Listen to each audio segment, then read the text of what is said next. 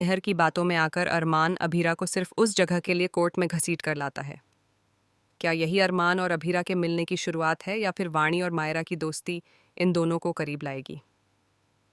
Serial ये रिश्ता क्या कहलाता है में काफ़ी इंटरेस्टिंग ट्विस्ट आने वाला है, क्योंकि अब आपको आने वाले एपिसोड में देखने को मिलेगा कि अरमान और अभीरा एक दूसरे के आमने सामने आते हैं मेहर की पार्टी में। होली के दिन इन लोगों ने उस मोहल्ले में पानी बंद करवा दिया। इसके बाद अभीरा अपनी गैंग लेकर मित्तल्स की होली पार्टी में पहुंचती है, जहां जाकर मेहर से उसका सामना होता है। वह मेहर को खुलेआम चैलेंज देते हुए कहती है कि जो गलती अतीत में हो गई, जो भी तुमने किया और अरमान को बरकरार रखा, वह सब अब खत्म हो चुका है। अब ऐसा कुछ भी नहीं होगा, तुम्हारी उल्टी गिनती शुरू हो चुकी है।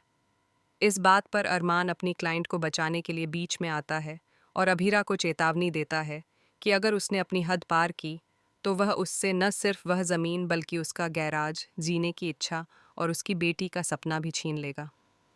यह सुनकर अभीरा काफ़ी गुस्सा हो जाती है और सीधे अरमान को कोर्ट में चैलेंज करती है।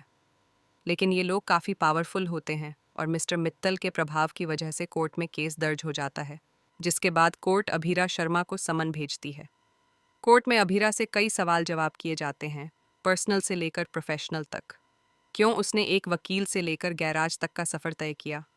वह अपने पति के साथ क्यों नहीं रहती? आखिर उसकी बेटी उससे नफरत क्यों करती है? हालांकि दूसरी तरफ उसकी बेटी मायरा के मन में अभीरा के लिए बिना जाने ही एक प्यार बनता जाता है। वह अभीरा से जुड़ती जाती है। इसी वजह से उसने प्रतियोगिता में जाने के लिए भी हाँ कर दी, जहां अरमान और अभीरा आपस में लड़ रहे होते हैं। इसी दौरान अभीरा बहुत कंट्रोल करने के बाद भी अरमान से यह पूछ ही लेती है कि उसकी मंकी उसे याद करती है या नहीं। दोस्तों, मैं आपको बता दूं कि अरमान पहले तो ये सोचता है कि आखिर अभीरा अपनी बेटी के बारे में उससे क्यों नहीं पूछ रही, लेकिन एम को लेकर अभीरा वहां से चली जाती है, जिससे अरमान को शक हो जाता है कि अभीरा उसकी बातों में नहीं आ रही है। वह सोचता है कि शायद अभीरा मायरा को बिल्कुल मिस नहीं करती और एम को भी समझकर कोई और मान लेता है। गलतफहमियों की यह दीवार अब काफ़ी बड़ी होने वाली है। वहीं दूसरी तरफ माधव और विद्या के बीच इस बात को लेकर घमासान मचा हुआ है।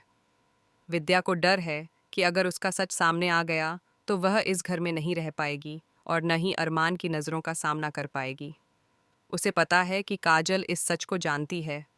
मायरा, अभीरा और अरमान को अलग करने में उनकी कोई गलती नहीं थी। यह सब विद्या का किया हुआ था।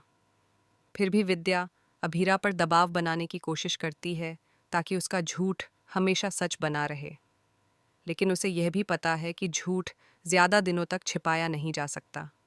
अरमान की माँ के समय भी ऐसा ही हुआ था और कई सालों बाद जब सच सबके सामने आया तो अरमान के गुस्से से कोई बचाने वाला नहीं था। मैं आपको यह भी बता दूं कि कृष भी अपनी नई चाल चलने को तैयार है। उसके हाथ एक बड़ा मौका आने वाला था। वह अपने बाबू की कंपनी में नौकरी करने वाला था, लेकिन जिसके लिए वह लॉयल था, उसी ने कृष को धोखा दे दिया। अब वह चाहता है कि कृष अरमान के आगे पीछे ही घूमता रहे।